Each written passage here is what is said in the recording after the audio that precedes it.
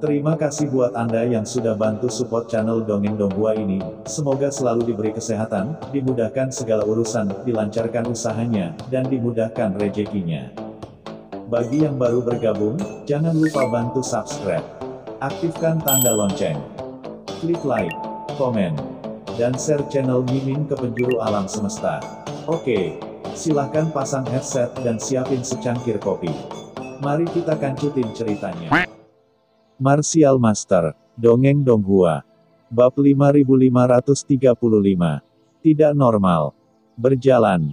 Segera setelah itu, Qin Chen tidak ragu-ragu, tubuhnya bergoyang dan menghilang ke dalam kehampaan dalam sekejap. Memicu kanopi langit mayat hidup dengan tergesa-gesa telah mengobarkan seluruh lautan bencana abadi. Qin Chen tahu bahwa jika dia terus tinggal, risikonya akan lebih besar daripada imbalannya. Jadi dia pergi sesegera mungkin. Setidaknya, dia telah mengetahui segalanya tentang lautan bencana abadi ini dan telah membuat rencana dalam pikirannya. Suara mendesing. Setelah melarikan diri ke dalam kehampaan, Qin Chen tidak ragu-ragu dan langsung membangkitkan jantung ruang di dunia yang kacau, kekuatan ruang yang tak terlihat menyelimuti dirinya. Seperti bayangan dari ketiadaan, menyapu kehampaan lautan bencana abadi. Lulus.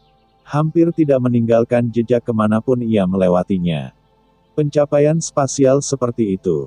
Melihat sosok Qin Chen melewati lautan bencana abadi, Kaisar Netherworld di dunia yang kacau tidak bisa menahan rasa takut secara diam-diam.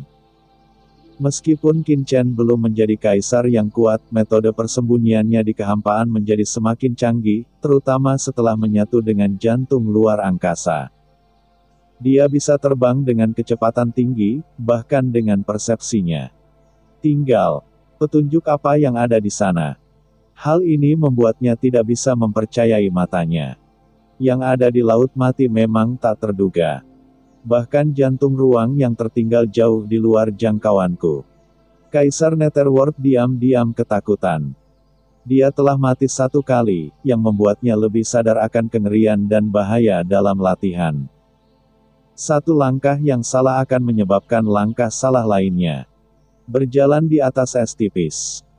Pada saat ini, selama terbang melintas, Qin Chen memandang Kaisar Yuming pada saat yang sama dan memerintahkan, "Yuming, awasi saya, singkirkan fluktuasi di belakang Anda. Dan jangan biarkan siapapun tahu di mana saya berada. Pergi." Qin Chen sangat yakin dengan jejaknya, tetapi dia tidak menutup kemungkinan meninggalkan beberapa jejak, jadi dia mengingatkannya.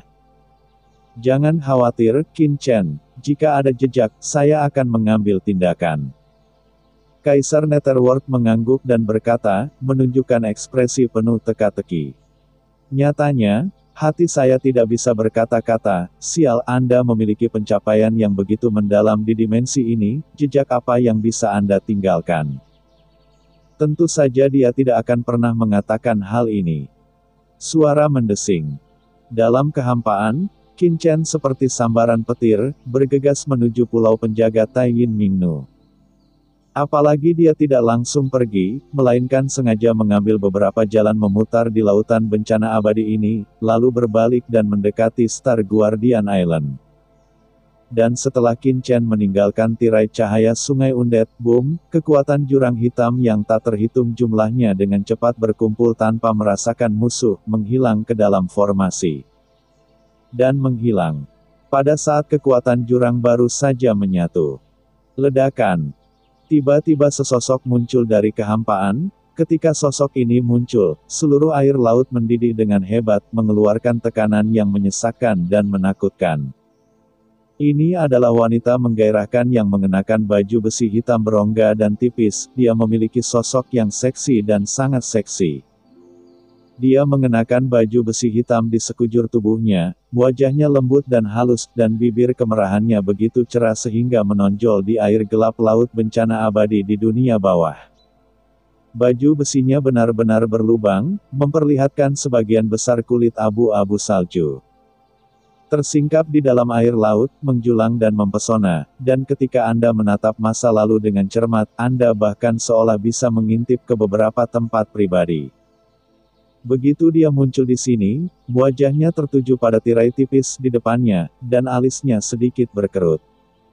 Tidak ada gerakan. Tidak, fluktuasi sebelumnya pasti disebabkan oleh seseorang yang mengganggu formasi undead di sini. Tidak mungkin tidak ada gerakan. Wanita itu melangkah maju dan mendekati tirai tipis, alisnya berkerut dan matanya gelap. Indranya menyebar ke segala arah, mencari petunjuk. Tirai tipis di depannya sangat tenang, tapi wanita itu yakin pasti ada seseorang yang berhenti di sini sebelumnya. Tapi yang mengejutkannya adalah indranya terus menembus udara, tapi dia tidak menemukan aura aneh apapun di sini. Utusan suci teratai hitam, apa yang terjadi? Tidak ada seorang pun di sekitar wanita itu, tetapi dia tiba-tiba berbicara pada saat ini. Yang aneh adalah ketika wanita itu selesai bertanya, suara wanita serak yang dingin juga terdengar di benaknya. Tai Yin, seseorang memang pernah ke sini sebelumnya dan menyentuh formasi orang mati. Mereka juga terkena serangan balik oleh kekuatan jurang orang-orang kita di formasi orang mati. Namun, yang aneh adalah pihak lain tidak pergi. Ada jejak. Suara serak perempuan ini bergema langsung ke dalam jiwa perempuan itu, seperti hantu. Bukankah kamu mengatakan bahwa kekuatan klanmu tidak ada bandingannya di dunia? Bagaimana mungkin kamu tidak meninggalkan orang lain? Permaisuri Tai Yin berkata dengan dingin. Yang ini juga sangat aneh, bukan? Tiba-tiba, suara serak wanita itu terkejut, dengan sedikit nada serius dalam suaranya, Tai Yin, mendekatlah. Permaisuri Tai Yin mengerutkan kening, tapi masih mengambil langkah maju. Ledakan. Saya melihat kekuatan tak terlihat keluar dari tubuh permaisuri Tai Yin saat berikutnya, di air laut di depan, kekuatan dingin yang samar-samar perlahan muncul. Dan ditangkap oleh kekuatan tak terlihat. Ditangkap, tapi segera kekuatan dingin ini tiba-tiba. Dengan kejutan yang tiba-tiba, kekuatan tak kasat mata ini langsung musnah, dan kemudian tiba-tiba menghilang ke dalam kehampaan. Suara teredam tiba-tiba datang dari Black Lotus Saint di dalam tubuh permaisuri Tai Yin. Kekuatan ilahi dari klan kita. Ada kengerian dan keterkejutan dalam suaranya, mengungkapkan keraguan yang mendalam. Kekuatan ilahi. Mata permaisuri Tai Yin berkilat, apa yang sebenarnya terjadi? Ada keterkejutan dalam suara utusan suci teratai hitam, saya tidak tahu, tapi kekuatan barusan memang kekuatan suci klan kita. Mungkinkah orang dewasa dari klan kita datang ke sini?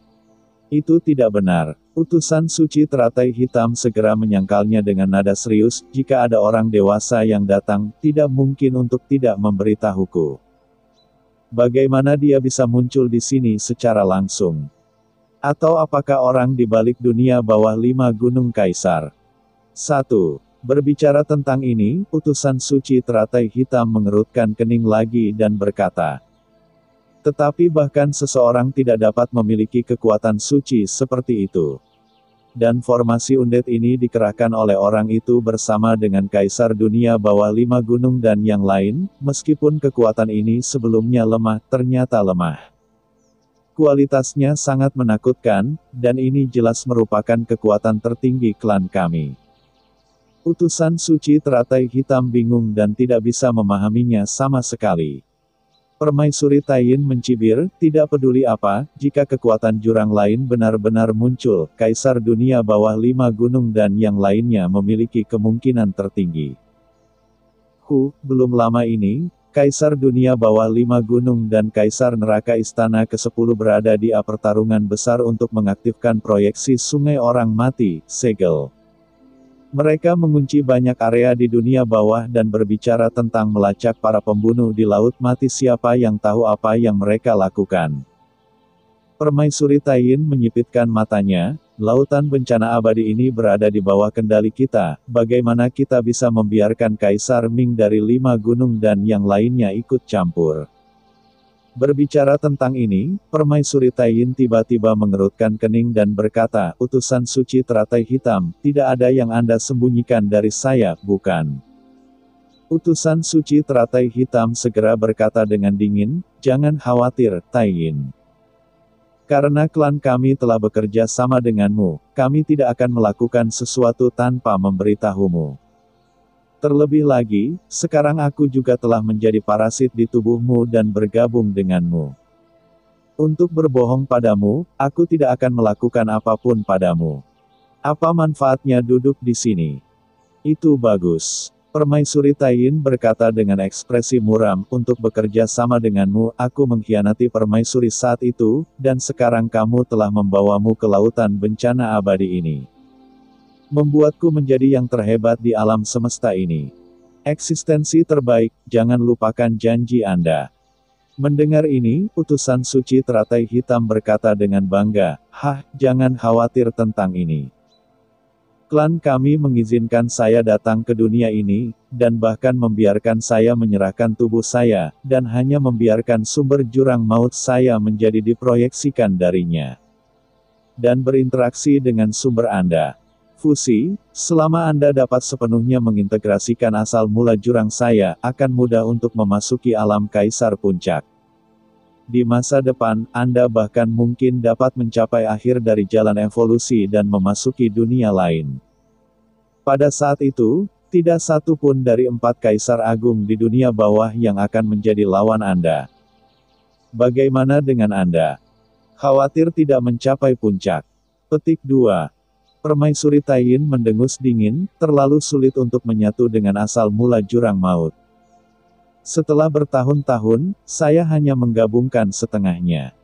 Jika saya benar-benar ingin menyatu sepenuhnya, saya tidak tahu berapa lama akan mengambilnya. Utusan suci teratai hitam mencibir, itu adalah Anda telah melahap terlalu sedikit jiwa istimewa selama bertahun-tahun. Jurang adalah tempat dosa. Hanya dengan terus-menerus melahap jiwa orang-orang istimewa itu Anda dapat menetralisir kekuatan korosif dari jurang dan memungkinkan Anda untuk mengendalikannya. Kalau tidak setelah bertahun-tahun, integrasi antara Anda dan saya setidaknya akan mencapai 80%, bagaimana mungkin hanya setengahnya? Bagaimana jiwa istimewa itu bisa begitu mudah ditemukan? Permaisuri Taiyin mendengus dingin. Ini hanyalah alasan untuknya. Faktanya, alasan mengapa dia menyatu dengan lambat adalah karena dia tahu bahwa jika dia menelan terlalu banyak jiwa khusus dan menyatu terlalu cepat, jiwanya mungkin tidak dapat mengendalikan fusi dengan jurang maut. Begitu dia kehilangan kendali dan keinginannya tenggelam ke dalam ya ampun, dia akan melakukannya. Jika Anda menjadi budak jurang maut, apa gunanya mencapai puncak? Mereka berdua ada di sini. Pada saat ini, Permaisuri Taiyin tiba-tiba mengangkat kepalanya, ekspresinya dengan cepat kembali tenang, dan utusan suci teratai hitam di tubuhnya juga dengan cepat mengintai. Ledakan, ledakan. Saat Permaisuri Taiyin kembali tenang, 2 aura menakutkan turun ke dunia ini dari 2 arah pada saat yang sama, dan tiba-tiba muncul di depan Permaisuri Taiyin. Inilah 2 wanita cantik, yang satu memiliki aura yang mekar seperti terik matahari, membuka dan menutup, sedangkan yang lainnya sedalam bintang, tidak terlihat dasarnya. Bukankah ini matahari dan bintang gelap? Angin macam apa yang membawa kalian berdua ke sini?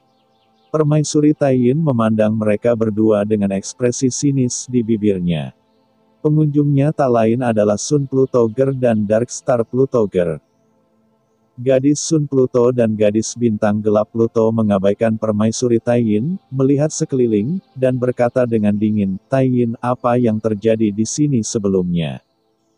Tidakkah kalian berdua akan mencari tahu apa yang terjadi?" Permaisuri Taiyin mencibir.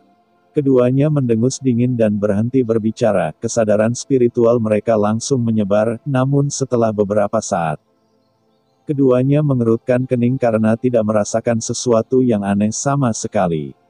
"Kalian berdua, saya tidak akan menemani kalian lagi. Baru-baru ini saya mendengar bahwa sekelompok pembudidaya hantu lain telah tiba. Saya harus membuat pilihan yang cermat." Permaisuri Taiyin tertawa kecil, dan setelah kata-katanya jatuh, sosoknya tiba-tiba menghilang. Taiyin Ningno ini tidak normal. Sun Ningno menyipitkan matanya dan berkata dengan dingin. Kami akan memisahkan lautan bencana abadi ini menjadi 3 bagian sehingga kami dapat masuk dan keluar dengan bebas. Kami tidak akan mengaktifkan formasi kematian sama sekali. Pasti ada masalah di sini sebelumnya. Ya, cerita pun bersambung. Nantikan episode Martial Master selanjutnya tetap di channel Dongeng Donghua ini. Terima kasih buat Anda yang sudah mengikuti alur dari channel Dongeng Donghua, dan yang sudah bantu subscribe. Semoga selalu diberi kesehatan, dilancarkan usahanya, dan dimurahkan rezekinya.